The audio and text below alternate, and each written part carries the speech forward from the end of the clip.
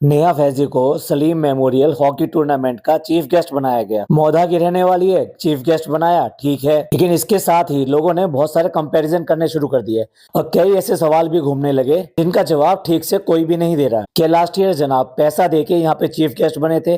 क्या नेहा इस बार भी चीफ गेस्ट जो बनी है वो कुछ देने की वजह से बनी है? नेहा ने पिछली साल जनाब का चीफ गेस्ट बनना, टूर्नामेंट का इनॉग्रेशन करना और साथ साथ टूर्नामेंट को छोटा बताना, जनाब का चीफ गेस्ट बनना एकदम फ्लॉप बताया। इन्हीं सब के चलते नेहा पर भी हिपोक्रेसी करने का आरोप लग रहा है। उधर एक और बात चल रही है कि जनाब और मैडम ने पुलिस कंप्लेन करी है और पुलिस की गाड़ी इनके घर पे देखी गई। तो इन सब सवालों की सच्चाई क्या है? चलिए आज यही चर्चा करते हैं कि इसमें सच क्या है, झूठ क्या है और सही बात को सामने लाने की कोशिश करते हैं। आज की चर्चा में आपका स्वागत है। जो लोग चैनल पर पहली बार आए तो प्लीज सब्सक्राइब कर लें और बेल आइकन भी दबा दें जिससे कि आने वाली वीडियो की इन्फॉर्मेशन आपको टाइम से मिल जाए।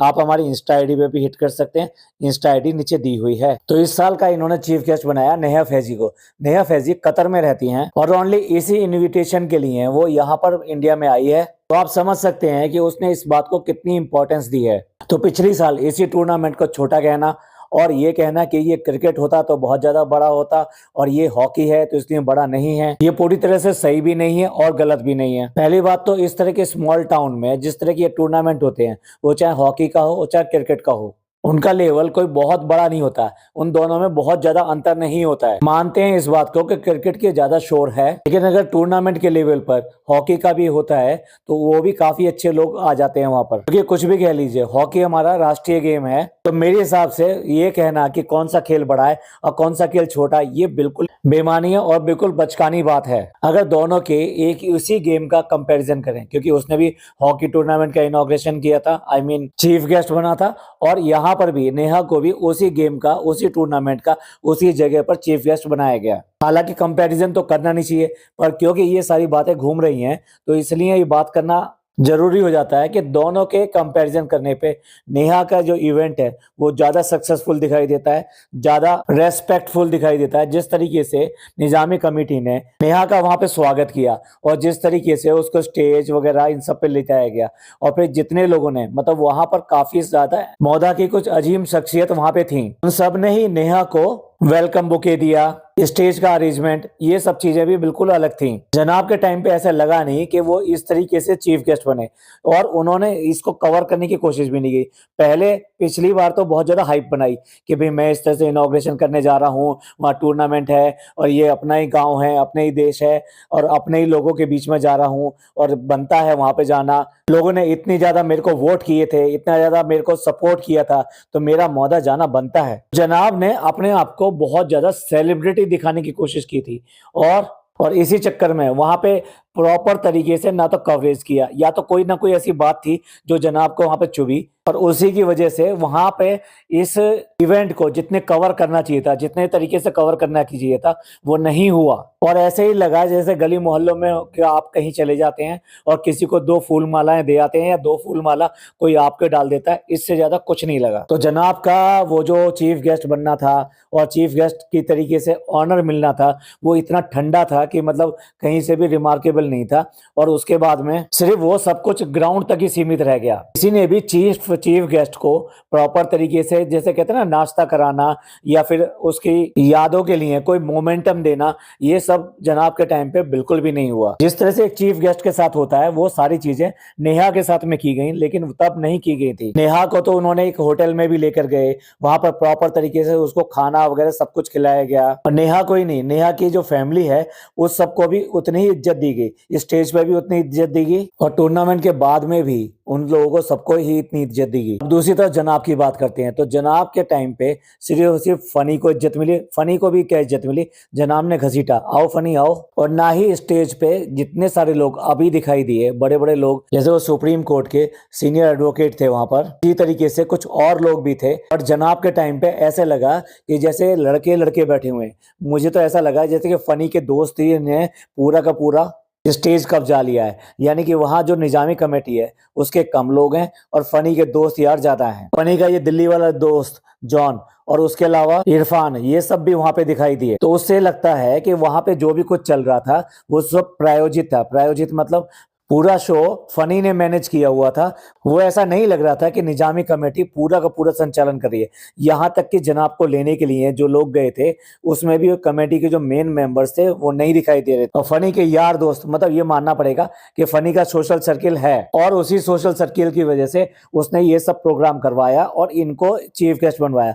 हालांकि सुना तो ये जा रहा था कि वहां पे डब्बा को चीफ गेस्ट चुना गया था, पर वो प्रेगनेंसी वाला टाइम इसका शुरू हो गया तो उसकी वजह से उसको कैंसिल करना पड़ा और जनाब वहां पर गए। एक और कंपैरिजन किया जा रहा है, जनाब वहां पर क्या देकर आए, मतलब आपको वहां पे चीफ गेस्ट बनाया गया है। आई थिंक 10,000 रुपीज देकर आए थे वहां पर। और अगर इनकी कंपैरिजन की बात करें तो नेहा ने 1.5 लाख रुपए का एक चेक दिया है जो निजामी कमेटी को दिया गया है। उसके साथ साथ एक और वहां पे कमेटी है, हुदा कमेटी, उसको भी 25,000 रुपए दिए गए हैं। एक सबसे बड़ी जो दोनों के कंपैरिजन अगर किया जाए तो सबसे बड़ी जो चीज दिखाई देती है वो दिखाई देती है कि जितना इस कमेटी ने यहाँ पर प्रचार प्रसार किया इस बात का कि कौन गेस्ट आ रहा है, वो जनाब के टाइम पे बिल्कुल नहीं दिखाई दिया, सिवाय स्टेज पे लगे हुए एक पोस्टर के। और उस पोस्टर पे भी फनी भाई बहुत बड़े बड़े नजर आ रहे थे। और दूसरी तरफ अगर नेहा की बात करें तो पूरे मौधा में इन्होंने बहुत सारे पोस्टर लगाए, छोटे बड़े, जिसमें नेहा की और साथ साथ फैजी की तस्वीरें लगी हुई थी। और जो बड़े पोस्टर लगाए उसमें जितने कमेटी के मेंबर्स हैं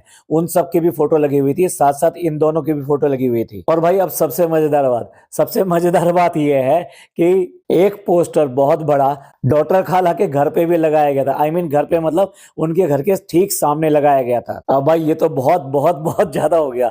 मतलब वो रात दिन डब्बा ने देखा होगा, डॉक्टर खाला ने देखा होगा, जनाब ने देखा होगा, मैडम ने देखा होगा, पूरे घर ने देखा होगा, अम्मी ने देखा होगा और सबकी कितनी बुरी तरह सुलगी होगी ये देखकर। क्योंकि भाई ये देखो, इनमें स्पोर्ट्समैन स्पिरिट तो है ही नहीं बिल्कुल भी।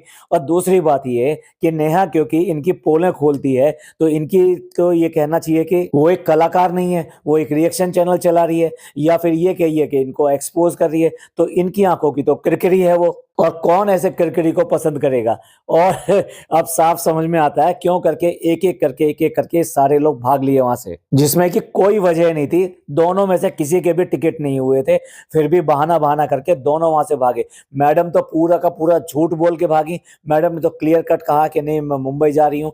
मतलब वहां कोई ऐसी बात नहीं हुई। जनाब और मैडम तो फटाफट बता देते हमारे सीट कंफर्म नहीं हुए हैं और हो सकता है इंशाल्लाह हो जाए, और नहीं तो हम ऐसा करेंगे, कल जाएंगे, परसों जाएंगे, वहां चले जाएंगे। लेकिन नहीं, मैडम ने तो पक्का कर दिया बिल्कुल कि उनकी टिकट कंफर्म होगी। और ये सरप्राइजिंग भी लगा, और इसके लिए बहुत सारे लोगों ने मैडम की तारीफ भी कर दी कि भाई ठीक है, ये कितनी प्लानिंग से चलती हैं। इन्होंने लगता है रिटर्न टिकट पहले से ही कंफर्म कराया था, उसके बाद में चली हैं। और एक जनाब है, उनसे कोई इंतजाम ही नहीं हो पाता, उन्हें होटल में रूम नहीं मिल पाता, कंफर्मेशन टिकट का नहीं हो पाता, ऊपर से गाड़ी का सिलेक्शन ऐसा होता है कि जो उन्हें 6-6 घंटे 8-8 घंटे बाद उतारती है। और वो तो तब की बात है जबकि पापा को साथ में लेके घूम रहे हैं। कुल मिला के है कि जनाब के हिस्से में आती है पूरी बदइंतजामी और अनप्लैन्ड वर्क।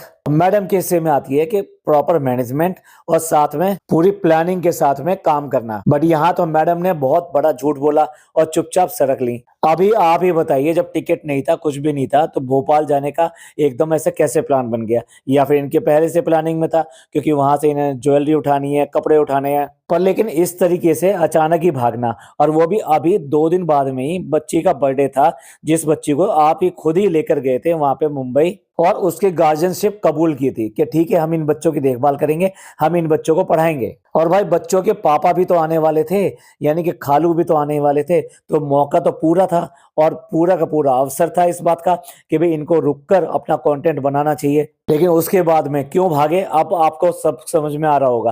पहले भी हम यही सब बात कह रहे थे कि ये सिर्फ और सिर्फ नेहा फैजी की वजह से भागे हैं। अगर इनके ताल्लुकात किसी भी तरीके से सही होते और निजामी कमेटी से हुए होते तो डेफिनेटली यहाँ पर भी कुछ ना कुछ तो बात चली होती। लेकिन ये सारा का सारा अरेंजमेंट फनी का कराया हुआ था। अब देखिए, चीफ गेस्ट किसी को भी बनाया जा सकता था, इसमें कोई बड़ी बात नहीं है, लेकिन सिर्फ और सिर्फ नेहा को बनाना, और नेहा जबकि इनके आगे इनके घर में 3-3 व्लॉगर हैं। अगर ये बात करें कि यूट्यूब का फेमस आदमी कौन है, तो फिर मैडम देखिए कितने हैं, डब्बा को देखिए, सबके सब 4 मिलियन के आसपास बैठे हैं। मैडम ने 4 मिलियन क्रॉस कर लिए हैं और बाकी सब 4 मिलियन के आसपास बैठे हैं, यानी 3.5 और 4 के बीच में हैं। वहां उनके सामने देखा जाए तो नेहा के तो सिर्फ 45,000 सब्सक्राइबर हैं। व्यूज की बात की जाए तो इनके 1 मिलियन के आसपास आते हैं, और नेहा के उससे 1/10 यानी 1/10 यानी 10वां हिस्सा आता है इसके व्यूज। लेकिन उसने कम से कम अपनी ईमानदारी से और अपने बिना डरे हुए बोलने की शख्सियत से एक अपना अलग ही मुकाम बना लिया है। जहां एक और नेहा के आने के बाद में नेहा को टाइम नहीं मिल रहा है कि अपने किन किन रिलेटिव और किन किन के पास जाए। वहां दूसरी तरफ जनाब और मैडम घर पे बोर हो गए, ऐसा उन्होंने बताया। यानी पापा भी बोर हो गए या बेटा भी बोर हो गया और उसके बाद में अपने ही गांव से उन्हें भागना पड़ा।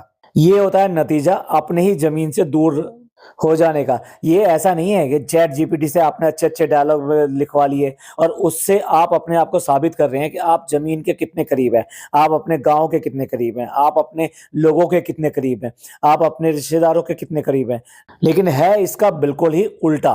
रिश्तेदारों की बात करें तो सिर्फ और सिर्फ खाला के अलावा और है कौन। बुआओं के यहाँ जाते हैं लेकिन बुआओं के यहाँ उनके फूफा और उनके जो भाई वगैरह हैं वो कोई भी नहीं मिलते हैं, कहीं पर भी किसी भी व्लॉग में दिखाई नहीं दिए। अच्छा, जनाब जब पिछली बार आए थे यहाँ पे चीफ गेस्ट बनकर आए थे तब इनके वो मामू भी दिखाई दिए जो सो कॉल्ड आज की डेट में इनसे मिलते जुलते नहीं है, यानी जिनसे इनके झगड़ेबाजी है। अब देखने वाली बात यह है कि उन्होंने इनके लिए ही अपने बेटे से झगड़ा किया, उसको डांटा फटकारा, उसको दबाव डाला, लेकिन उसके बाद में भी जनाब ने उन पे विश्वास नहीं किया और उनसे अपने संबंध बनाकर नहीं रखे। जबकि लास्ट ईयर वो मामू भी दिखाई दिए थे डब्बा के घर पर। भाई एक ही गांव में मिलना जुलना भी होता है, सब कुछ होता है, लेकिन जनाब और इन लोगों ने गांव के किसी भी आदमी से और किसी से अपना ताल्लुकात रखा ही नहीं है। यहाँ तक कि अपने मामुओं से कट कर लिया, बुआओं से बहुत अच्छा है नहीं। हाँ, पिछले व्लॉग में जनाब बोलते हुए दिखाई दिए, अरे कभी कभी उधर से भी आ जाया करो, कभी कभी आ जाया करो, कभी मिलने आ जाया करो। जनाब ने एक बार में ही 3 से 4 बार उनको बुलावा दे दिया कि आ जाओ आ जाओ आ जाओ, लेकिन उसके बाद में भी आज तक बुआएं वहां दिखाई नहीं दी, क्योंकि बुआओं से भी नियत नहीं है इनकी मिलने की। लेकिन अगर मौधा आएंगे और नहीं मिलेंगे तो और ज्यादा ट्रोल होंगे। जिस तरह से मामुओं से ना मिलने के लिए ट्रोल होते हैं वैसे फिर बुआओं के लिए भी ट्रोल हो जाएंगे। और घर की बेटी से अगर रिश्ता ना रखा जाए तो कितना बुरा माना जाता है कि अपनी ही बेटी से तुम इस तरह के व्यवहार कैसे कर रहे हो। और पिछले ही व्लॉग में देखा था एक बुआ ने इसको चूम के प्यार से बुलाया और उसके बाद में दूसरी बुआ ने भी चूमा और उसके बाद में उसको पकड़ के खड़ी हो गई। तो दूसरी ने कहा कि चलना अब अंदर, तो बुआ ने ये कहा अरे जरा जी भर के इसको देख तो लेने दे। और ये प्यार भी जनाब को दिखाई नहीं देता, इस बार भी नहीं दिखाई दिया और पिछली बार भी नहीं दिखाई दिया, क्योंकि कहीं ना कहीं इनके व्यवहार में कोई अंतर नहीं है। उनको कभी भी अपने कसम धर्म कुछ भी देके उनको आज तक नहीं बुलाया गया, अपने किसी भी फंक्शन में उनको यहाँ तक नहीं बुलाया गया। तो भाई ऐसे रिश्ते निभाएंगे तो कौन इनको पूछेगा और कौन इनको अच्छा कहेगा। अच्छा, एक और बात वो चल रही थी कि पुलिस की वैन दिखाई दी, पुलिस की गाड़ी दिखाई दी और जनाब और मैडम ने कंप्लेन करी है। मैं बता रहा हूँ टोटली फर्जी काम है ये, सिर्फ और सिर्फ फैलाई हुई बात है। बच्चा मामू के पुलिस में होने से कुछ नहीं होता। दूसरी बात, जिस गाड़ी में ये लोग खेत वेत घूमने गए थे और जो इनको घुमा रही थी गाड़ी उस पर भी पुलिस लिखा हुआ था। इसका मतलब ये नहीं है कि आपने जो पुलिस में कंप्लेन कर दी है या कुछ ऐसा है। और रही बात कंप्लेन की, ये कंप्लेन कर ही नहीं सकते। कंप्लेन और वो भी नेहा के खिलाफ बिल्कुल भी पॉसिबल नहीं है। उसने जितनी भी बातें कही हैं वो बहुत ज्यादा जिम्मेदारी के साथ कही हैं, जितने खुलासे किए हैं उसका उसने पहले प्रूफ रखा है, उसके बाद में उसने ये सब बातें कही हैं। तो अगर ये सब बातें आएंगी तो डेफिनेटली कुछ और प्रूफ भी सामने आ जाएंगे जो कहीं अध कचरे या नेहा ने ठीक नहीं समझे लोगों के सामने लाने के लिए हैं। और फिर एक नहीं बहुत सारी बातें सामने आ जाएंगी। इसलिए किसी भी हालत में मैडम और जनाब इसकी कंप्लेन नहीं करेंगे। वो जो कर सकते हैं वो यही करते हैं कि उसको दबाव डलवाते हैं, जिस तरह से पहले भी एक वीडियो उसने डिलीट करवाई थी। बट इससे ज्यादा ही कुछ भी नहीं कर सकते। देखिए नेहा जो 2 तरह से करती है, एक तो इनकी मिमिक्री और दूसरे इनकी कोई अगर ऐसी बात होती है तो उसको एक्सपोज करना। मिमिक्री करने में तो कहीं से कोई कुछ भी नहीं कह सकता, क्योंकि वो ना केवल नाम से की जाती है, वो नाम बिल्कुल नहीं होते उसके ऊपर, और वो अपने बस अपनी मिमिक्री कर रही है तो ठीक है। अच्छा, ये सब तो बात करी हमने कंपैरिजन की और किसने क्या किया और कौन सी बात सही थी और कौन सी बात गलत थी। लेकिन अगर देखा जाए नेहा ने जिस तरह की वहां अपीयरेंस दी है वो काबिले तारीफ है। फर्स्ट टाइम उसकी पब्लिक अपीयरेंस थी। जब स्टार्टिंग में उसने बोलना शुरू किया तो लगा जैसे लड़खड़ा ही है, लेकिन उसके बाद में उसने जिस कॉन्फिडेंस के साथ में लोगों को फेस किया और लोगों को संदेशा दिया और कितने अच्छे तरीके से उसने बोला। उसने ये भी मोटिवेट करने के लिए बोला कि मैं ये चाहती हूँ कि किसी दिन मौधा का कोई प्लेयर नेशनल टीम में दिखाई दे, वो दिन हमारे लिए बहुत खुशी का दिन होगा। और अच्छे से उसने सारे के सारे प्लेयरों के साथ में मिलना किया और मिलने के बाद में पत्रकारों से यानी जर्नलिस्ट जितने आए थे उन लोगों से भी बात करी। नेक्स्ट डे काफी सारे जो मौधा के लोकल अखबार थे उसमें सारा यही छाए हुए थे। एटलीस्ट वो जिस काम के लिए आई थी वो उसने पूरी शिद्दत के साथ में पूरा किया और पूरे रेस्पेक्ट के साथ में, पूरी इज्जत के साथ में। हाँ लगा जब वो बात कर रही थी, बात करने के बाद में उसने अपना खत्म किया, तो खत्म करने के बाद में उसने सीधे फैजी को माइक दे दिया कि अब ये फैजी जो कुछ कहना चाहेंगे। यहाँ जरूर मैं चुटकी लेना चाहूंगा, नेहा ये तुम्हारा व्लॉग नहीं था कि अब फैजी अपना बोलेंगे,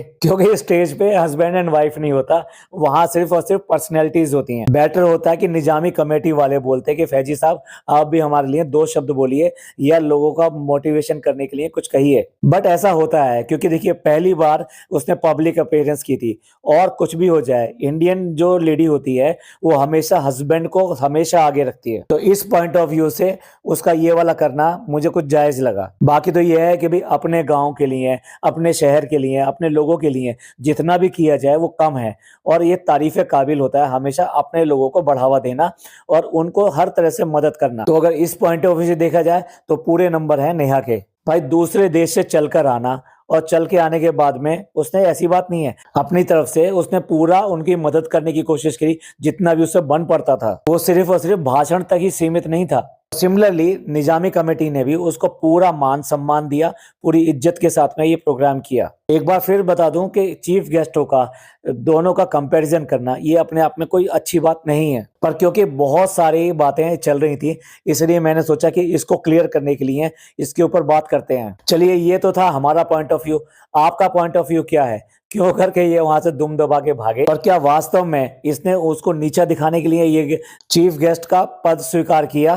क्यों करके डब्बा को क्यों चूज नहीं किया गया? डब्बा तो इससे भी बड़ी ब्लॉगर है। तो आपके हिसाब से ये सब चीजें क्यों हुई, आप अपना विचार कमेंट करके जरूर बताएं।